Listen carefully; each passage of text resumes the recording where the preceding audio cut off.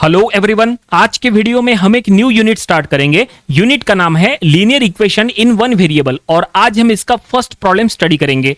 तो देखिए, जो प्रॉब्लम आज हमें कवर करना है वो आपके सामने है। क्वेश्चन में क्या लिखा है वो हम पहले पढ़ेंगे। क्वेश्चन में लिखा है सॉल्व द इक्वेशन। देखो, एक इक्वेशन दी है x/5 + 11 = 1/15 and check the result. तो चलो हम ये प्रॉब्लम सॉल्व करेंगे, जो कि ये फर्स्ट प्रॉब्लम है इसलिए बिल्कुल इजी प्रॉब्लम लिया है, लेकिन जैसे जैसे हम आगे चलेंगे डिफिकल्ट से डिफिकल्ट प्रॉब्लम हम लिया करेंगे, उससे आपकी बहुत अच्छे से प्रैक्टिस हो जाएंगी।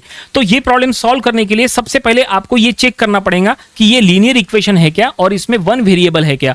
देखो, linear equation in one variable ये जो यूनिट का नाम है, ऐसे में आपको लीनियर इक्वेशन आइडेंटिफाई करते आना चाहिए और उसमें वेरिएबल कितने हैं वो भी आइडेंटिफाई करते आना चाहिए। बहुत आसान है आइडेंटिफाई करना।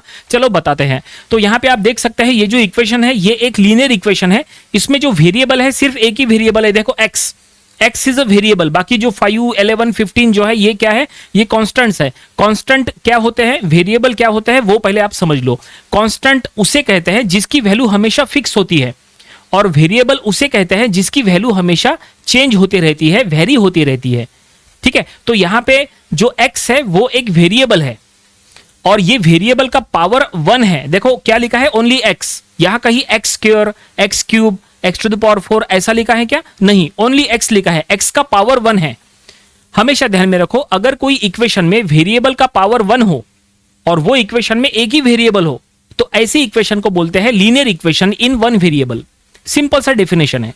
ठीक है, तो ये इक्वेशन में सिर्फ एक ही वेरिएबल है और वो वेरिएबल का पावर 1 है। इसका मतलब ये linear equation in one variable है और हमें ये इक्वेशन को सॉल्व करना है। सॉल्व करके हम क्या करेंगे, सॉल्व करके हमें यहां से x का वैल्यू फाइंड आउट करना है। अगर आपको x मिल गया तो समझ लो प्रॉब्लम कंप्लीट हो गया। लेकिन एग्जाम में जब आप इसके प्रॉब्लम सॉल्व कर रहे हैं तो ये जरूर चेक करना कि लास्ट में ऐसा कुछ लिखा है क्या। तो देखो यहां लिखा है एंड चेक द रिजल्ट। कभी कभी एग्जाम में क्वेश्चंस में ऐसा लिखा रहता है, कभी नहीं लिखा रहता है। अगर ऐसा लिखा है तो इसका क्या मतलब है, इसका मतलब यह है कि आप ये इक्वेशन को सॉल्व करके जो x का वैल्यू फाइंड आउट करेंगे वो x का वैल्यू आपको चेक करना पड़ेगा कि वो करेक्ट है कि नहीं।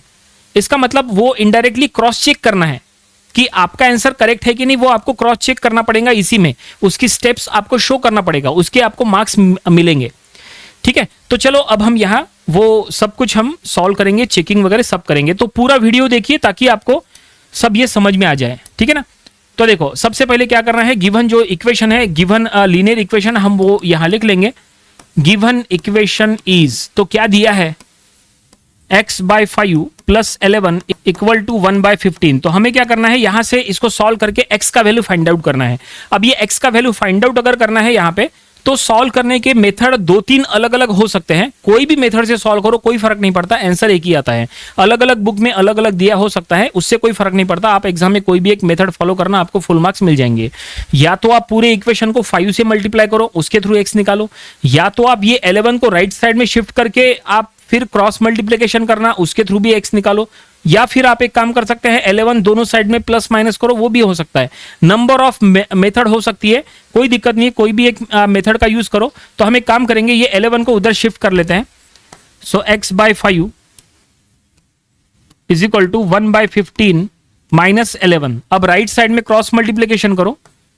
x/5 = इसमें अगर आप क्रॉस मल्टीप्लिकेशन करोगे तो ये हो जाएगा 1 - 165/15। ठीक है, क्रॉस मल्टीप्लिकेशन आपको आना चाहिए ये। ठीक है, अब यहां पे क्या करो, ये 5 आप उधर शिफ्ट करो। 5 इधर डिवीजन में है, उधर जाएंगे तो मल्टीप्लिकेशन में हो जाएगा, लेकिन वो हम अगले स्टेप में करेंगे। x/5 = ये -164/15। अब ये 5 उधर शिफ्ट करो तो ये हो जाएगा x = -164 × 5।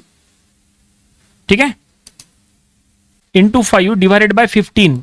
ये देखिए, हमने 5 इधर डिनोमिनेटर में था, उधर शिफ्ट किए, न्यूमरेटर में चला गया। अब यहां पे क्या होगा, 5 × 1 = 5, 5 × 3 = 15।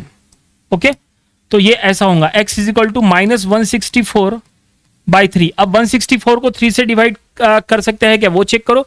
तो 164 3 से कंप्लीटली डिविजिबल नहीं है, तो एक काम करो, आप इसको यहीं पे स्टॉप करो।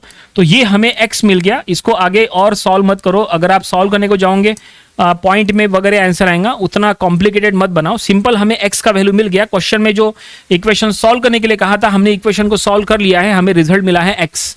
लेकिन अब हमें चेक करना है कि जो हमने x फाइंड आउट किए वो करेक्ट है कि नहीं, क्योंकि क्वेश्चन में लिखा है चेक द रिजल्ट। अगर एग्जाम में क्वेश्चन ऐसा कोई आया और अगर ये नहीं लिखा है, चेक द रिजल्ट ऐसा अगर नहीं लिखा है, तो फिर आपको बस यहां से लेके इतना सॉल्व करके आपको स्टॉप करना है, आपको फुल मार्क्स मिल जाएंगे। लेकिन अगर लिखा हो चेक द रिजल्ट, अगर लिखा हो तो फिर आपको आगे चेकिंग वाली स्टेप्स शो करना पड़ेगा, उसके मार्क्स काउंट होंगे। ठीक है, और अगर आपने वो चेकिंग वाली स्टेप्स शो नहीं किए तो आपको फुल मार्क्स नहीं मिलेंगे। ठीक है, चेकिंग करने से आपके लिए ही फायदा है।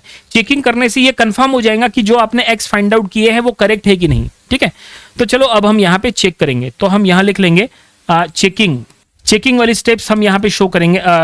कैसे शो करेंगे, देखो चेकिंग वाली स्टेप्स अगर आपको शो करना है तो गिवन जो इक्वेशन है वो हम यहाँ लिख लेंगे। ये गिवन इक्वेशन है, ठीक है, इसमें x की वैल्यू पुट करो। ये जो हमने ऊपर x की वैल्यू फाइंड आउट की है ना, यहाँ x के जगह ये -164/3 पुट करो। तो हम पुट करेंगे यहाँ x के जगह, देखो -164/3 ये आ गया न्यूमरेटर में। ठीक है, डिनोमिनेटर में 5 प्लस 11 इज इक्वल टू 1/15। ये देखो, तो यहां पे हमने x का वैल्यू, यहां न्यूमरेटर में x था तो हमने न्यूमरेटर में वो पुट कर लिया है। अब इसको आगे सॉल्व करो तो यहां पे क्या करो, ये 3 डिनोमिनेटर में शिफ्ट करो तो ये हो जाएगा -164/15 प्लस 11 इक्वल टू 1/15। ठीक है, अब क्या करो, लेफ्ट हैंड साइड में क्रॉस मल्टीप्लीकेशन करो तो ये हो जाएगा लेफ्ट हैंड साइड में -164 प्लस 165/15 इक्वल टू 1/15। ये देखो लेफ्ट हैंड साइड में क्रॉस मल्टीप्लीकेशन की है तो ऐसा हुआ। अब ये -164 प्लस 165 हो जाएगा 1/15 equal to right hand side में भी 1/15 है। तो आप देख सकते हैं यहाँ पे कि LHS में जो है LHS RHS सेम हो चुका है। ठीक है, तो हम यहाँ पे लिख सकते हैं। इसके बाद देखो यहाँ पे लिख लेंगे कि LHS is equal to RHS। Exam में भी आपको ऐसा लिखना है। ठीक है, 1/15 1/15 LHS is equal to RHS हो गया। इसका मतलब ये है कि therefore x is equal to -164/3। ये जो ये x का वैल्यू जो है वो हमारा फाइनल सॉल्यूशन हो जाएगा। Therefore x is equal to -164/3 is the solution of given linear equation या गिवन इक्वेशन, ऐसा लिखे तो भी चलता है। और फाइनली प्रॉब्लम यहीं पे कंप्लीट हो गया। ठीक है, आई होप आपको ये पूरा प्रॉब्लम समझ में आया होगा। इसमें सबसे इंपॉर्टेंट क्या था, सबसे इंपॉर्टेंट आपको ये पहले चेक करना होता है कि गिवन इक्वेशन लीनियर है क्या, और फिर उसको सॉल्व करने के बाद आपको ये चेकिंग वाली स्टेप्स शो करना है कि नहीं। उसके लिए आपको क्वेश्चन में जरूर एक बार पढ़ के चेक कर लेना है कि चेक द रिजल्ट ऐसा स्टेटमेंट में लिखे है क्या। अगर लिखा है तो ये डेफिनेटली आपको शो करना पड़ेगा, उसके मार्क्स काउंट होंगे। अगर ये नहीं लिखा है फिर भी अगर आपने यहाँ पे ये चेकिंग वाले स्टेप शो किए, कोई दिक्कत नहीं है, उससे आपका क्रॉस चेक हो जाएगा कि आपका आंसर करेक्ट है कि नहीं। ठीक है, और इस तरह से ये प्रॉब्लम कंप्लीट हो गया। ये प्रॉब्लम आप अपनी प्रैक्टिस बुक में जरूर से सॉल्व करके देखिए। ऐसे छोटे छोटे प्रॉब्लम्स अगर आप प्रैक्टिस करते हुए चलेंगे आगे चल के तो डिफिकल्ट से डिफिकल्ट प्रॉब्लम आसानी से सॉल्व करना आ जाएगा। ठीक है, तो ये था linear equation in one variable, ये यूनिट का आज का फर्स्ट प्रॉब्लम। इसके आने वाले दिनों में हमने जैसा कहा वैरायटी ऑफ प्रॉब्लम सॉल्व करना है। सो मिलते हैं अगले वीडियो में इसके एक न्यू प्रॉब्लम के साथ। So thanks for watching this video.